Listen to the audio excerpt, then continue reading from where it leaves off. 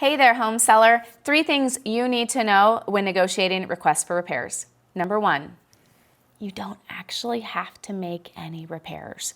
It's easier if you're going to take that stance to list your home sold as is, so buyers know what they're getting into when they preview your property and write an offer.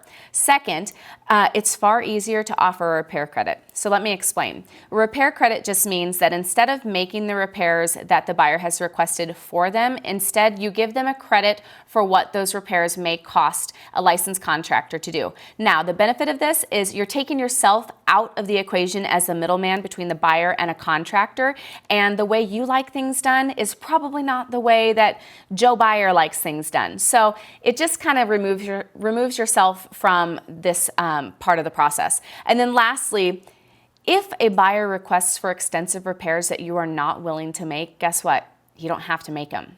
But with that comes the right for the buyer to walk. So just keep in mind when you're negotiating requests for repairs, is that small request enough to bust the whole deal? Or as annoying as it is, do you want to make that $200 fix to salvage the sale? Hope that helps.